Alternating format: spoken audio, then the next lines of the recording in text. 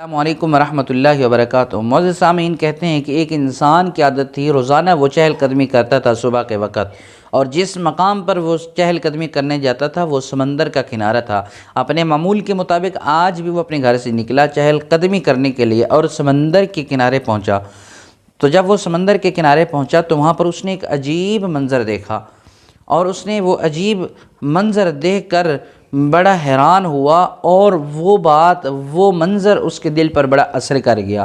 آج ہمیں بھی اس منظر کی ضرورت ہے، آج ہمیں بھی اس بات کی ضرورت ہے جو اس انسان کے دل پر اثر کر گئی ہے۔ وہ کون سی بات تھی؟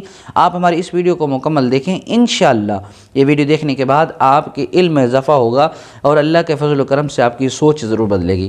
معزز سامعین، کہتے ہیں وہ انسان جو روزانہ چہل قدمی کرتا تھا، جب وہ آج بھی اپنے گھر سے چہل قدمی کرنے کی نیت اور ارادے سے نکلا اور سمندر کے کنارے پہنچا، تو وہاں پر جو اس نے منظر دیکھا تھا وہ بڑا عجیب منظر تھا۔ اس نے دیکھا کہ ایک انسان نیچے جھکتا ہے، زمین سے کوئی چیز اٹھا کر سمندر کے اندر پھینک دیتا ہے، پھر جھکتا ہے، پھر زمین سے کوئی چیز اٹھا کر سمندر میں پھینک دیتا ہے کئی بار، اور بہت سا وقت ایسا گزرا، میں اس کو لگاتار دیکھتا رہا۔ وہ نیچے سے کوئی چیز اٹھاتا اور سمندر میں پھینک دیتا تھا۔ کہتا ہے میرے دل میں بڑی عجیب سی کیفیت پیدا ہوئی اور تجسس پیدا ہوا کہ میں اس کے قریب جاؤں اور دیکھوں یہ کون سی حرکات کر رہا ہے اور کس چیز کو زمین سے اٹھا کر سمندر میں پھینک رہا ہے۔ تو انسان کہتا ہے جب میں اس کے قریب ہوا تو میں نے دیکھا کہ سمندر کے کنارے کچھ مچھلیاں پڑی ہیں اور تڑپ رہی ہیں، یہ ان کو اٹھا کر سمندر کے اندر پھینک رہا ہے۔ کہتا ہے کہ میں اس کی اس حرکت پر بڑا حیران ہوا اور مجھے ہنسی آ گئی۔ میں نے اسے مخاطب کیا، کہا کہ بے وقوف انسان اور نادان انسان، اس حرکت سے تمہیں کیا فائدہ ہوگا، یا تمہیں کیسے پتہ ہوگا کہ یہ مچھلیاں زندہ ہیں؟ تو کہتا ہے اس انسان نے جو جواب دیا میرے دل پر اثر کر گیا۔ کہتا ہے کہ اس نے میرے سامنے ایک مچھلی اٹھائی اور سمندر کے اندر پھینکی۔ کہتا ہے کہ میرے بھائی، کسی کو فرق پڑے نہ پڑے، یہ جو مچھلی سمندر کے اندر گئی ہے اسے فرق ضرور پڑا ہے۔ کہتا ہے کہ مجھے بہت بڑا سبق مل گیا اس واقعے سے۔ وہ سبق کیا تھا؟ اس انسان نے کہا آپ کوشش کریں، اگرچہ آپ کی کوشش سے مجموعی حالات ٹھیک نہ ہوں، پھر بھی کسی نہ کسی کو آپ کی وجہ سے فائدہ ضرور پہنچے گا۔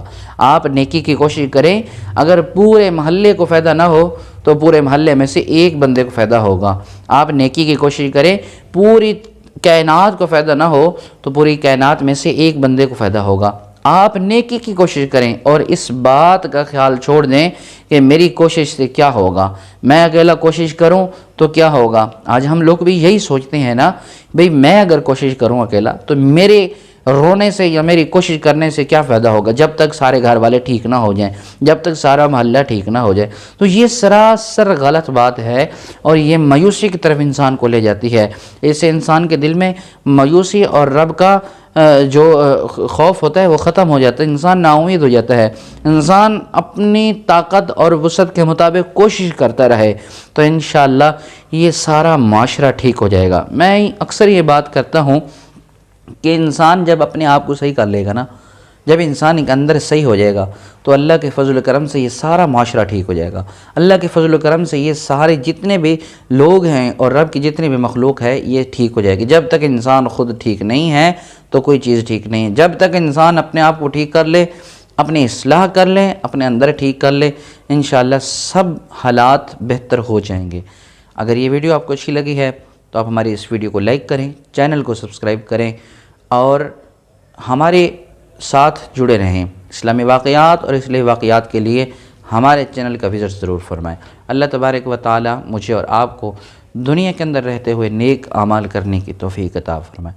السلام علیکم ورحمۃ اللہ وبرکاتہ۔